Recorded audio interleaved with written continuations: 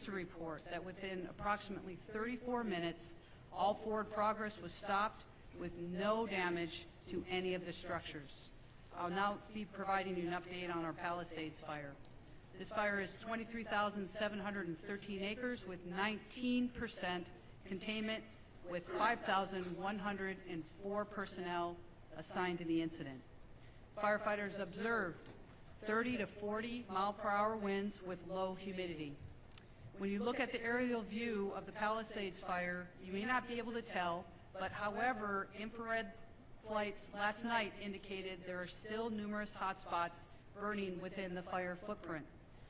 Very close attention was paid to address any flare-ups swiftly as to prevent any fire spread outside of the perimeter. We understand also, just a message to the community and those that were impacted by these fires, we understand your desire to return to your community. However, significant safety and infrastructure issues remain, including downed power lines, broken gas lines, hazardous materials, and unsafe water. Please know that we are working diligently to address these challenges and ensure your safety and the safety of our first responders. As we enter into the third day of this additional wind event, I urge everyone to stay alert. The combination of low humidity and strong winds has further dried out the brush, increasing the risk of fire. The danger has not yet passed, so please, please prioritize your safety. Thank you. I would now like to introduce our next speaker, Sheriff Luna. Good morning, Robert Luna, Sheriff of Los Angeles County. The Sheriff's Department, LA County Sheriff's Department, continues to have well over 1,000 personnel assigned. Again, many on 12-hour shifts, many without days off. Really want to thank the California Highway Patrol. They've contributed even more officers in the last 24 hours. There are well over 300 officers who are helping on both incidences. The Drug Enforcement Administration has also contributed even more special agents that are assisting us in different incidences. They're close to about 30. We are now close to or well over 900 National Guards, California National Guard, that are assisting us both for the LA County Sheriff's Department, the Los Angeles Police Department, and other law enforcement agencies here in California. Evacuation orders, they've gone down some. We are at 82,400 in our LA County jurisdiction, and warnings are up just a little bit because of the wind event to 90,400. In regards to a curfew, the curfew still is in effect from 6 p.m. to 6 a.m. I just want to make sure everybody understands that the rules haven't changed. If you don't belong there, you don't live there, stay out of there. There's no reason for you to be there, and you will be subject to arrest if you're there with no business. In regards to arrest, we had a few more arrests overnight. The total for LA County Sheriff's jurisdiction is now at 44. That's 36 arrests in the Eaton incident and 8 for the Palisades incident. Eaton total, I won't go into detail, but basically we stand at about 14 for burglary within those jurisdictions. Everything else is either curfew, trespassing, individuals that are possessing narcotics, and or guns. Last night, I do want to bring it to your attention that in our Palisades incident, we did arrest another individual for impersonating a firefighter. Somebody else who was dressed like a fireman was not a fireman. I got to give a lot of credit to our deputies for being proactive, stopping him, and arresting him. That investigation will continue. Search and rescue operations. Our search and rescue teams have completed approximately 78% of the search area in Altadena. That is an estimate of 5,516 properties. I'm hoping, with luck, maybe by the end of today, maybe tomorrow, that will be done. Yesterday, we started the same operation in the Palisades area. Evacuation zones lifted, Palisades 0, Eaton we did lift 2. So we're communicating the best we can with our partners and our residents to make sure that they can get back in there. And please, as a reminder, our repopulation conversations do continue with every meeting. But please remember, just because there isn't a fire, the chiefs have made it very clear that we're still having some challenges with the wind, so we've got to keep a close eye on things. But in talking to our partners at Public Works and Utilities, there are things you can't see that are underground. There's a lot of hazards. So those are things that are going to have to be evaluated hour by hour, day by day, so that we can make sure that when we start allowing our community members back to their homes, that they are safe. Safety is always absolutely number one. In regards to deaths in the Los Angeles County Sheriff's jurisdiction, we still stand at 21. If you've been following the numbers I've been giving out, they've stayed static for 2 days now, even though the searches continue, at least in the Altadena area. So 21 deaths, bad news. No more deaths so far. That's good news. So I'm praying that that stays together. And then missing persons, that did increase a bit. But I want to know that originally we had 31 missing person reports that were taken. Thank God 5 of them were found safe. But we still have 26 active missing persons that are reported. 20 in the Eaton area and 6 in the Palisades area. And then as I conclude, if you want any more specific information regarding evacuation orders or warnings, if they're coming or going, road closures, or any other information that you think is important to you and your family, please go to lacounty.gov/emergency. I'd like now to introduce Jim McDonald, the Chief of the Los Angeles Police Department. Thank you, Sheriff. Good morning.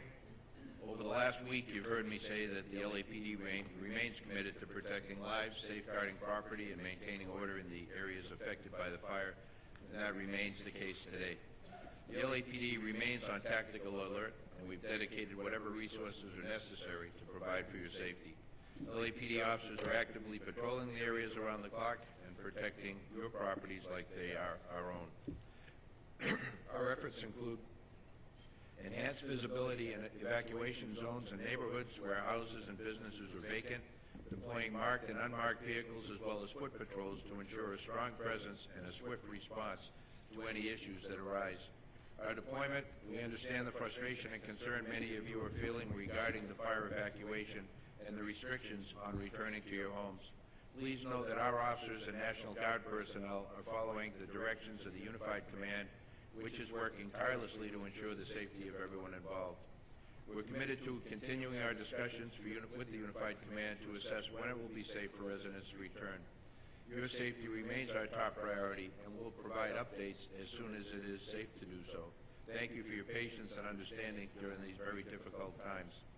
For the upcoming 24-hour period, LAPD will continue to deploy roughly 600 officers to the impacted areas with support from LA Airport Police, Port Police, and the National Guard. We have 200 soldiers assigned to the Palisades incident, and we're very grateful for their support. Excuse me. We're also introducing a team of volunteers from an NGO known as Team Rubicon to assist the public at various checkpoints. These humanitarian aid workers will be available at checkpoints to direct residents to resources and answer questions.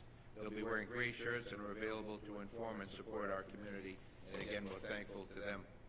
On the missing persons front, we continue to dedicate resources to all reports of missing persons. As of this morning, we have 38 people who've been reported missing. 27 of those have been found safe. Of the 11 remaining, 2 most likely have been found deceased, but yet to be positively identified. In total, we have 3 fatalities that are fire-related. 1 person died at the hospital but had not been reported missing.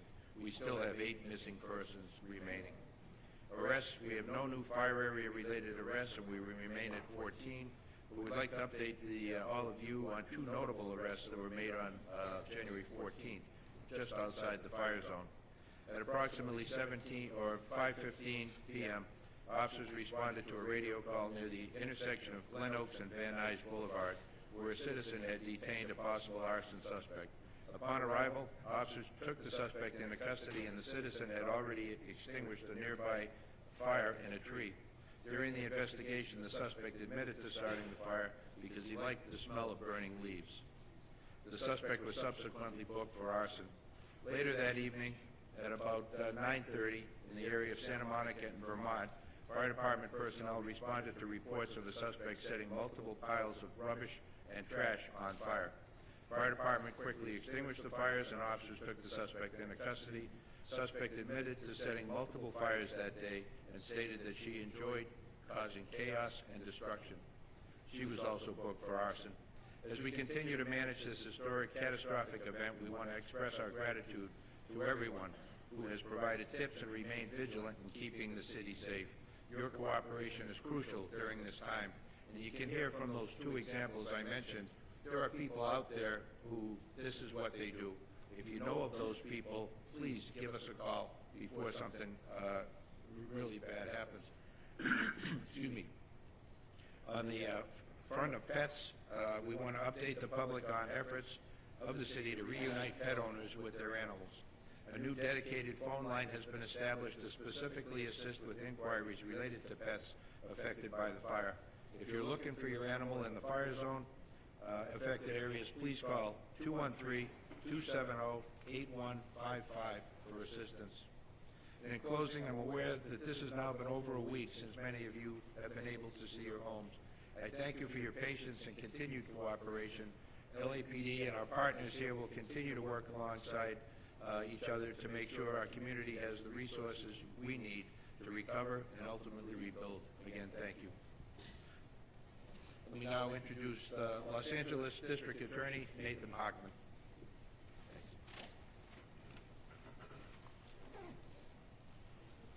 The work of firefighters, law enforcement has been nothing short of heroic. The over 200,000 people who've had to evacuate it, who've cooperated with this, again, it's been incredibly impressive. Yet still there are people out there who have decided that they are going to take advantage of this tragedy, and they're going to exploit this crisis for their own personal benefit. And we have sent this warning, and I'll say it again. The question is not if, but when you will be arrested. You will then be prosecuted, and then you will be punished to the full extent of the law.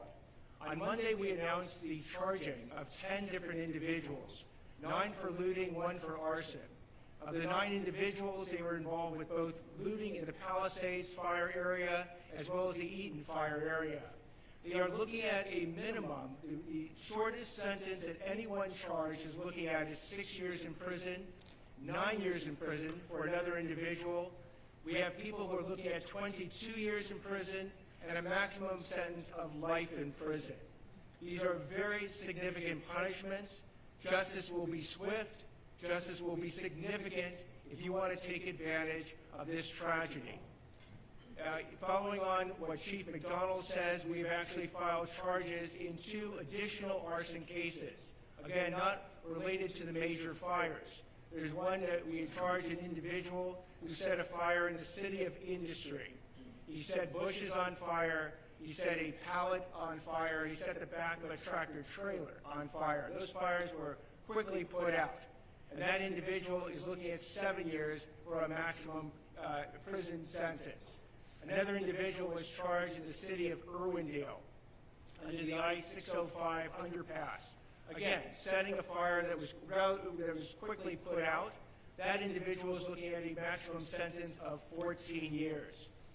We have received numerous allegations that we are now following up involving additional looting incidents and price gouging. The price gouging is particularly despicable because these are people who are basically looking at this situation and saying, how can I make the most amount of money from people who are desperately seeking housing, supplies, they're seeking services because they've lost everything. They've lost their houses. And I will tell you that with respect to this price gouging, we have seen people increase their prices for rooms that they are renting, for houses that they are leasing, 100, 200, 300%. Here's my warning. If you're one of these people who've engaged in price gouging, not only do you need to stop it immediately, I would strongly recommend that you go back and fix it. Go back and refund the amount that you have overcharged people. We will certainly take that into consideration in deciding whether or not to charge you. So it's your choice. If you want to actually abide by the law, you could benefit from it right this second. But if we go ahead and find out that you've engaged in price gouging and you've taken no steps to remedy the violation that you've basically enacted, we will go ahead and prosecute you to the full extent of the law. So not only are you going to be looking at criminal penalties, you will be looking at civil penalties, and as importantly, your name will get out there. Your company's name will get out there. You will be publicly shamed. I want to make that crystal clear. So stop it right now. And as the recovery starts up, we again are seeing the financial scams. Over and over, we are seeing scams involving charities, where people who want to donate either money or services to the recovery effort are being targeted by these scammers. My strong message to you is if this happens, please check the organization that you are donating your money to beforehand. Do not donate cash. Do not even donate Bitcoin because it's very hard to track. Only deal with reputable organizations that you can then check out who will get that money to the appropriate people in need. Same thing when it comes to insurance. Be very careful. There are scammers out there who are going to try and make you promises that they can give you certain benefits from insurance that are completely false. Make sure you check out any insurance claims. And government benefits are starting up now. Both the federal government and the state governments are going to be offering people in need significant dollars to get back and recover in their lives. However, these will be ripped off. I will guarantee you there are people who are looking at this to rip them off. Here again is your warning, because I don't want any discussion later on that there is some confusion of what the consequences are. They will be swift and they will be significant. So again, I wish everyone great safety. Please support the firefighters. Please support law enforcement. Stay out of the evacuation zones. They are designed for your safety and to facilitate these putting out of fires and keeping people's houses safe. If you want to go ahead and violate an evacuation area, violate a curfew, you will be held accountable, you will be arrested, and my office will prosecute you. I'd like to now introduce Los Angeles County Public Health Chief Deputy Director, Dr. Anish Mahajan. Good morning. My name is Dr. Nicole Quick. I am the Chief Medical Advisor for the Los Angeles County Department of Public Health.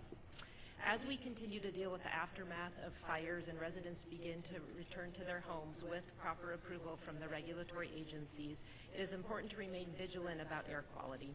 Fire and wind conditions can increase the amount of particulate matter, dust, and ash. Currently, the South Coast Air Quality Management District has extended a windblown dust and ash advisory through this evening. The high winds may displace ash from the Palisades and Eaton fire impact zones. Windblown ash particles may be too large to be picked up by our regular instruments and will not influence the AQI measures that we've pointed folks to look at for air quality. So it's important to look for ash in air and on equipment and on your surroundings to take precautions. To effectively reduce exposure to harmful particles, it is critical to wear appropriate respiratory precautions. This includes N95 and P100 masks. In addition to obtaining the masks, important to wear those correctly. This means over the nose and mouth without gaps and well fitted to your face. For N95 to provide the proper protection, they also must be changed out with regularity and if they become wet or soiled. It is very important to note that cloth masks, dust masks, and bandanas are not adequate protection. While they may provide minimal protection, it is not adequate to keep out those particulate and ash that we are concerned about. Individuals with respiratory conditions, children, and those with pre-existing medical conditions are urged to talk to their healthcare provider before utilizing these respirators.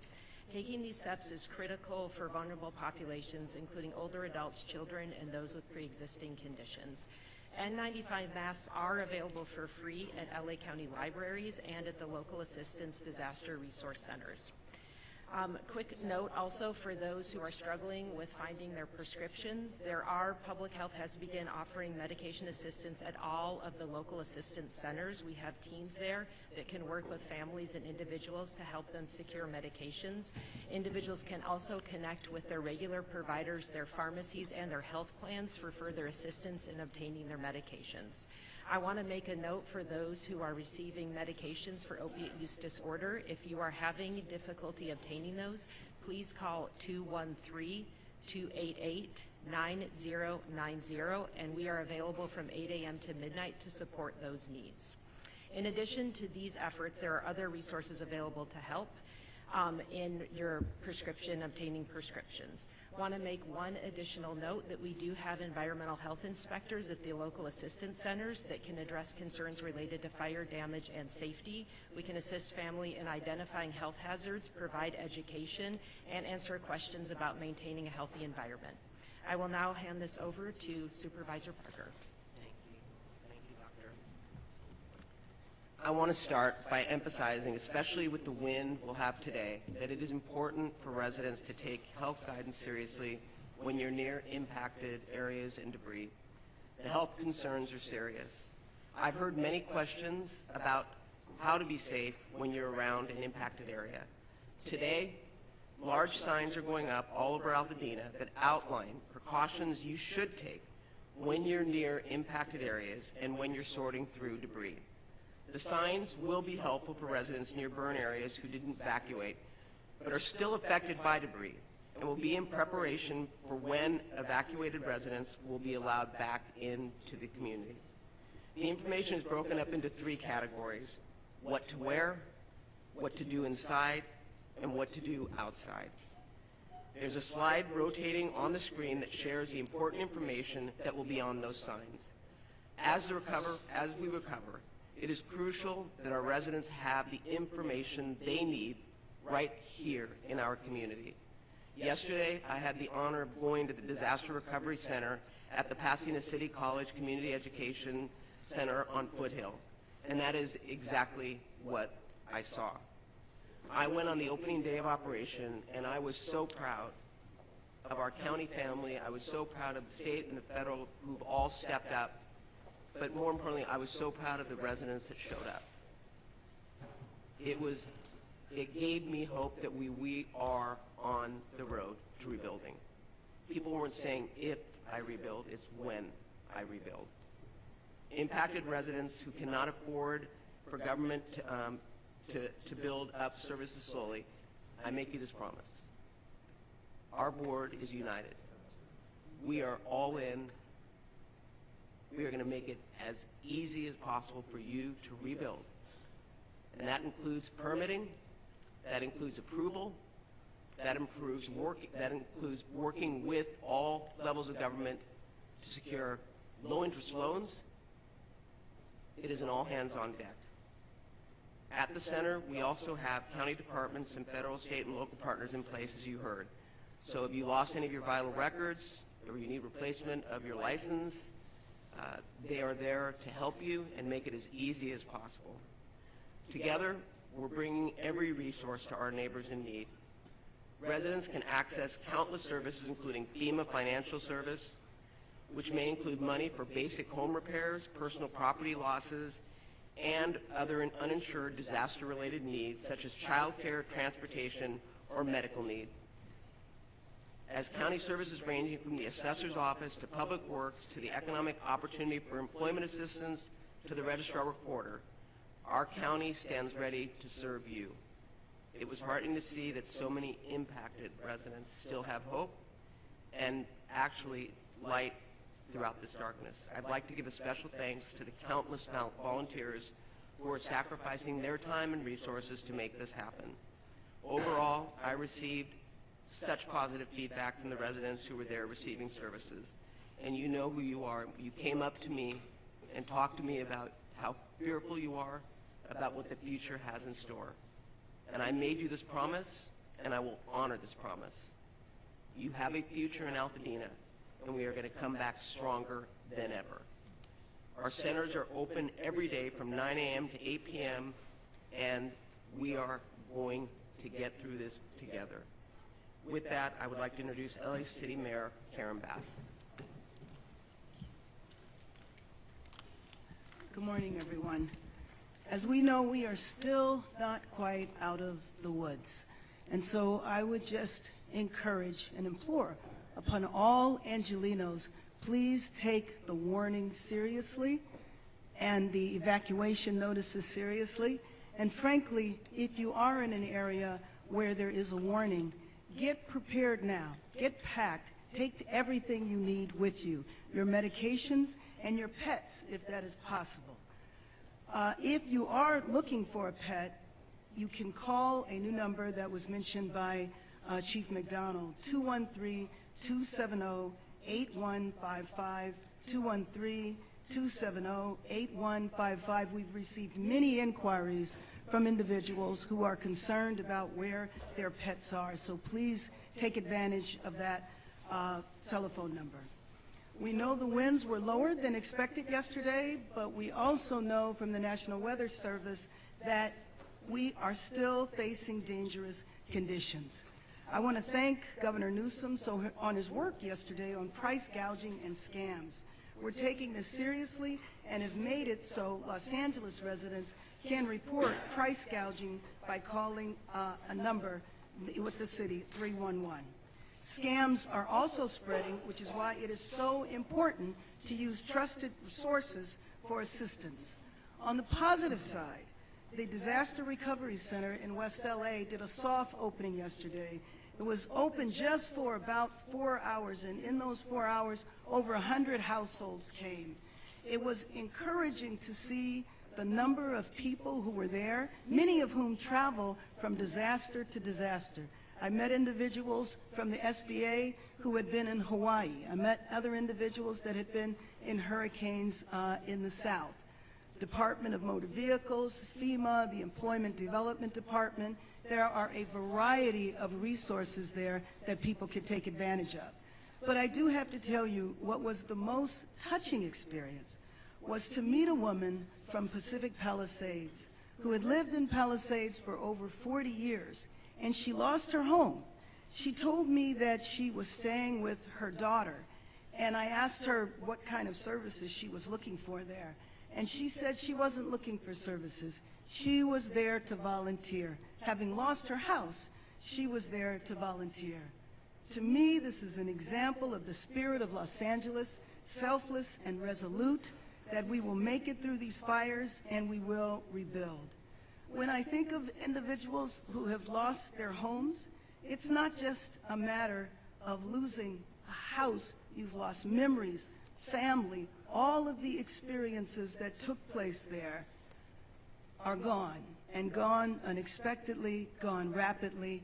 So at the same time as we prepare to make it through the rest of this emergency, we also have to start putting in place what we need to do to rebuild.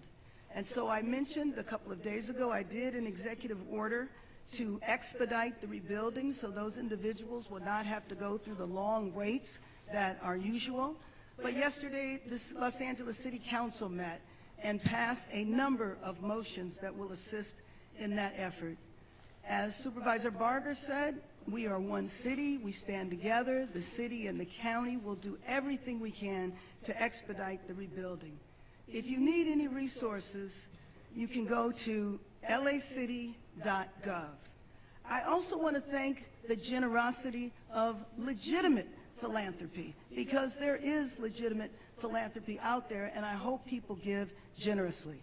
The California Community Foundations Fund, that now has over 20,000 donations, over $18 million, received a significant contribution last evening from Mayor Rex Richardson from Long Beach, and the people of Long Beach contributed $500,000.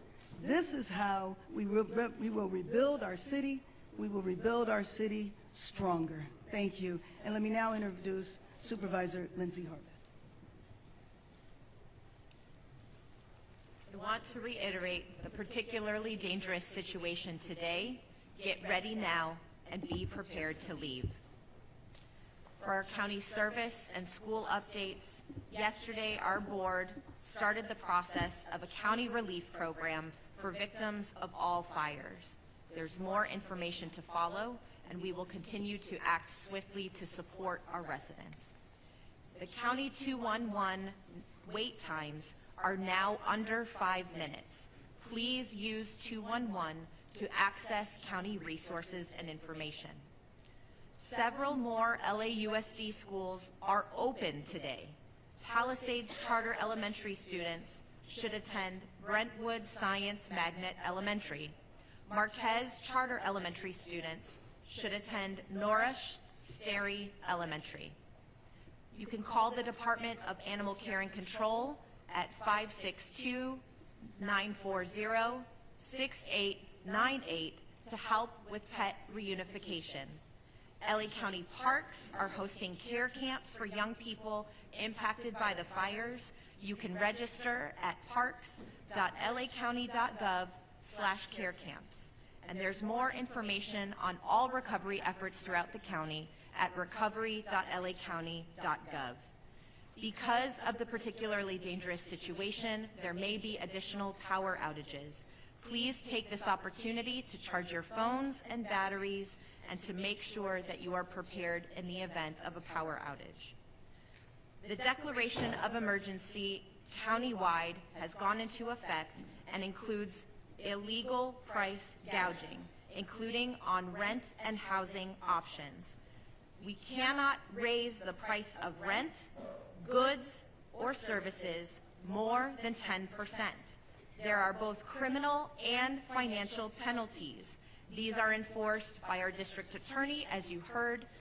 Through the county's declaration of emergency, our county council and our director of Consumer and Business Affairs have the authority to impose civil penalties. And I spoke with our Attorney General of the state this morning, who is vigorously investigating cases at his level.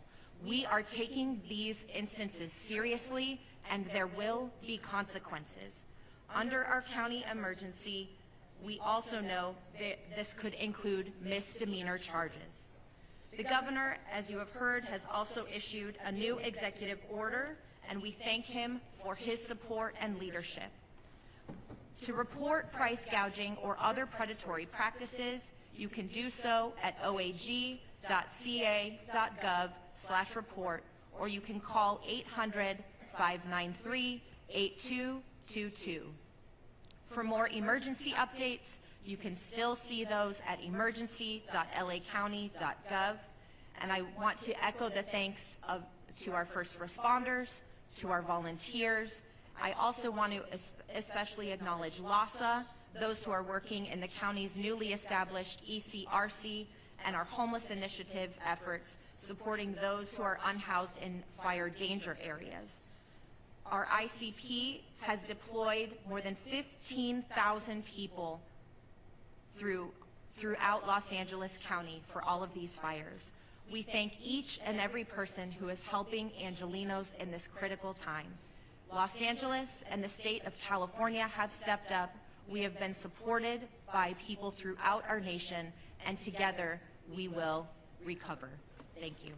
And now I'd like to introduce FEMA Region 9 Administrator Robert Fenton Jr. Thank you, and good morning. I just want to first give an update on our registrations for our individual assistance program. We're up to 53,000 registered, almost $12 million provided.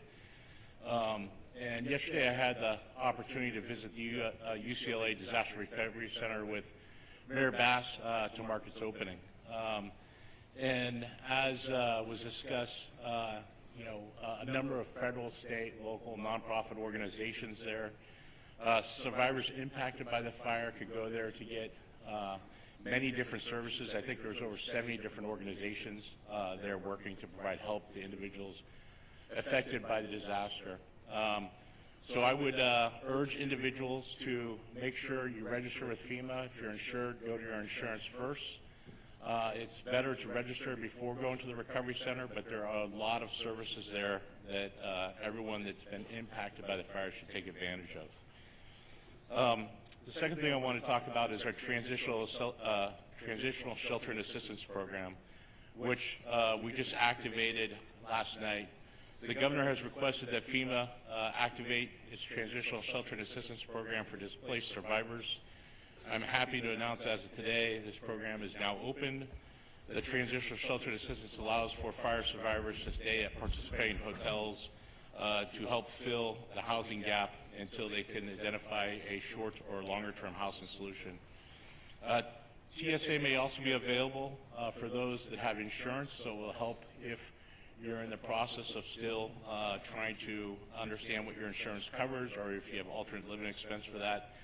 It will be for a limited time, but it will help during that time period in order to make those decisions. FEMA is reaching out to fire survivors that have registered with us that would be eligible for this program. So you don't need to request this type of assistance. If you're eligible, FEMA will notify you via phone, text, or email. Underneath this program, FEMA pays for the cost of the room, taxes, and non-refundable pet fees directly to participating hotels. Survivors are responsible for other ancillary costs like laundry or restaurants, parking, telephone service, etc. TSA is a temporary sheltering program. FEMA will continue to communicate with those in our program every 14 days to determine the need for longer-term sheltering and what other resources are available to you. Lastly, I want to talk about the next steps we're taking to start the process toward recovery and rebuilding. The governor has requested that the federal government remove all household hazardous waste from properties impacted by the fires. We had a meeting yesterday with the county, the city of LA, and all the other impacted communities, public works directors, and we have directed the Environmental Protection Agency to do this, and I've allocated $100 million to go ahead and get this started. EPA's mission will be to reduce the immediate threat of hazards. They do this by removing everyday products like paints, cleaners, solvents, oils, batteries, pesticides, larger asbestos debris, and also pressurized fuel cylinders, lithium-ion batteries. EPA will stand up 40 teams over the next couple of days, which equates to approximately 500 personnel. EPA will work in close coordination with the state, county, city, and local communities across the fire areas, including the incident commands of Palisades and Eaton, to remove household hazardous waste. This will be the first step in getting survivors back to their homes and communities by removing those hazards from that area, so that then we can get into greater debris clearing and ultimately rebuilding. Thank you.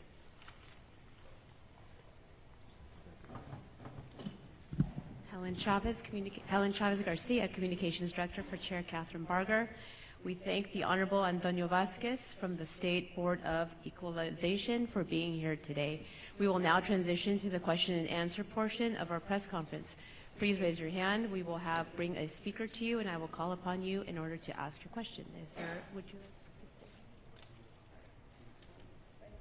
like to say? Masa Sadie, KCAL News.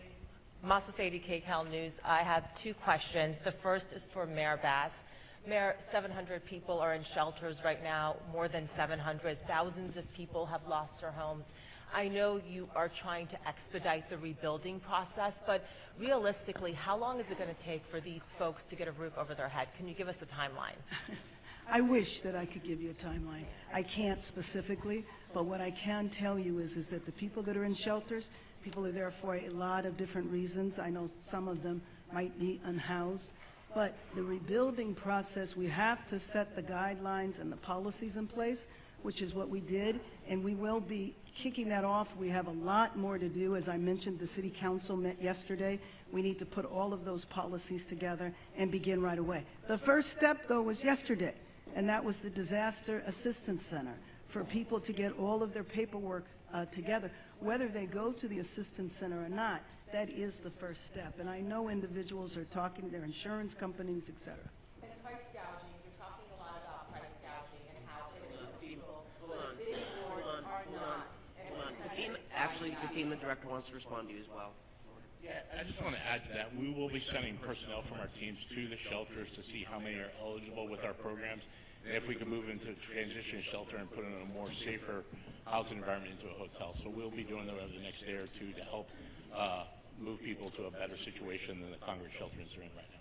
And on the price gouging that we're seeing happening with rentals, again, price gouging is illegal, but bidding wars are not. And the tenants are driving that. We're seeing more and more evidence of these bidding wars. Should people here in Los Angeles be bracing for rents to dramatically increase, or is there anything you can do to try to stabilize the market?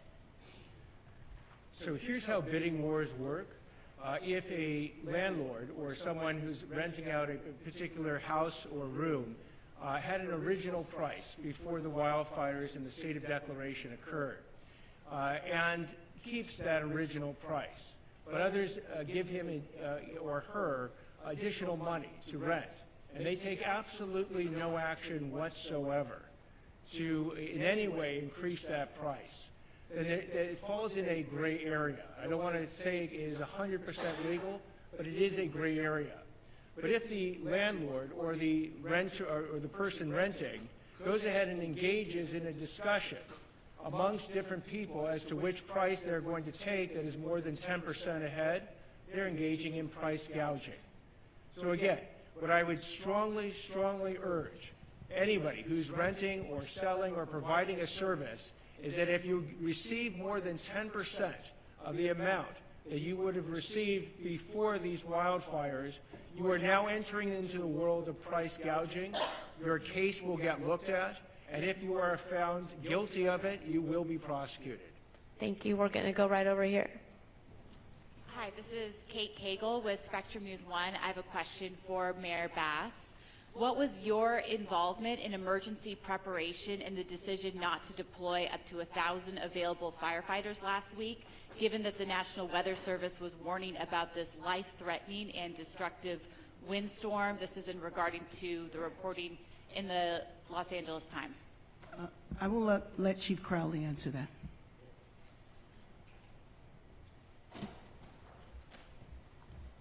I want to be very, very clear in this answer. So, and also offer additional details after. So being very mindful of everybody's time, I want to make sure that you get the information that you need.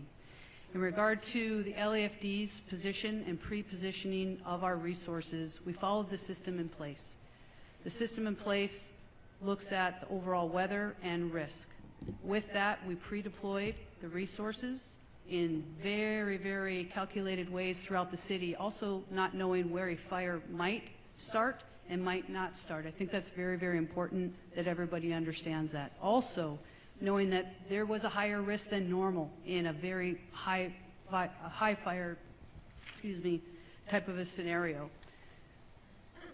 5 additional engines were pre-deployed on top of what we normally would do.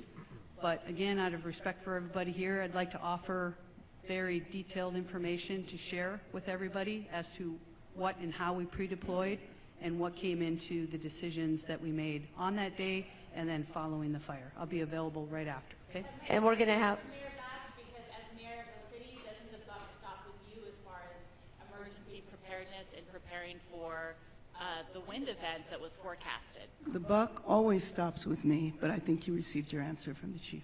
Thank you. Last question over here, and then we will transition to one-on-ones to make sure you get your answer. Jonathan Vigliotti with CBS News. My question is, I have one for each of the fire chiefs.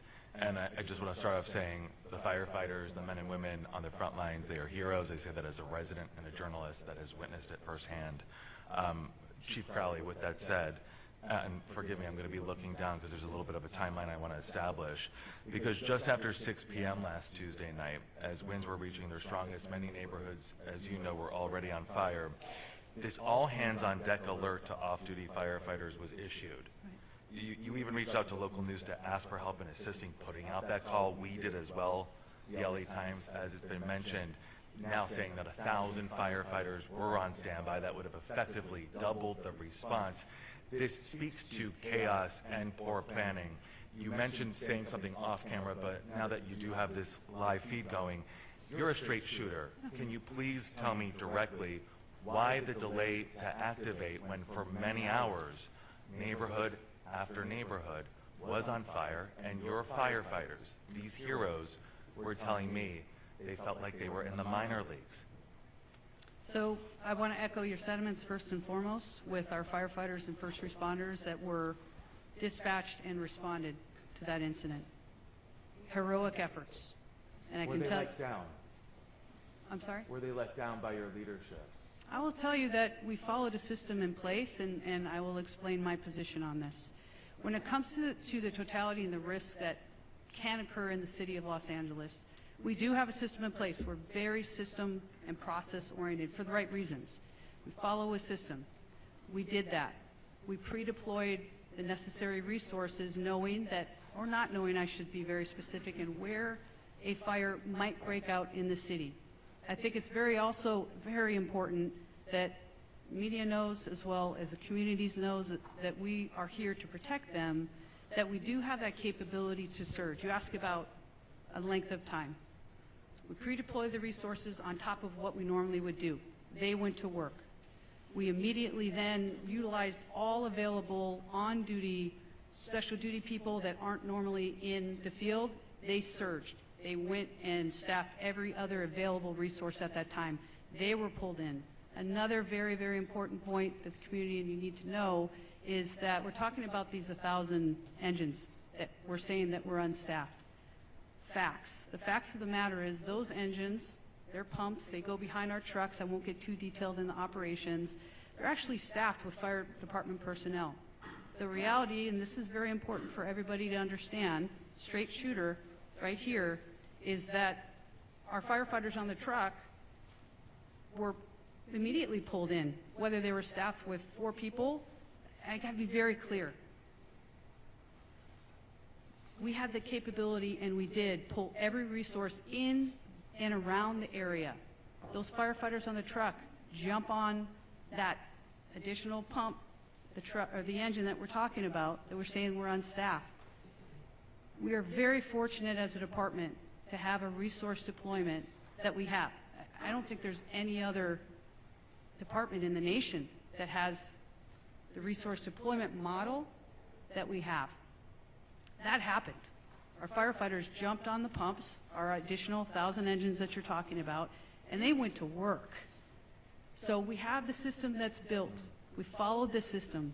We surged where we could surge. And in fact, I'll be the first one to stand up and say, yeah, we need help. This was so incredible. We have never seen anything. And to say or to think that the LAFD leadership or whoever we want to point to doesn't care about the communities that we serve, that we don't do everything that we can with the capabilities and the limitations of what we have or don't have. I can tell you and stand before you, we did everything in our capability to surge where we could. We had the flexibility built into the system. Had you responded sooner, had you activated those reserves sooner, Could you have saved more neighborhoods and more lives? I would think fundamentally, as we surged exactly how we did, our firefighters pushed in, they did everything that they could, and it's a what if. Again, I want to also focus on... So you wouldn't do anything different? No, of course there's always lessons learned, I tell you. I am taking this to the highest of high thought processes of how the LAFD and our entire region could do better in the future. And let me be very, very clear. The other piece is what and how quickly we were able to surge, not only with limited capacity within the fire department. Thank God for our agencies around us. That happened so quickly without delay with a phone call. We got the resources where we needed to do the greatest good at that time. Thank you. Thank you. We're gonna go ahead and transition. I'm sorry, we're out of time. Let's go ahead and do our one-on-ones. Please move forward. We can connect you to the speaker that you want to speak to. Thank you for attending today's press conference.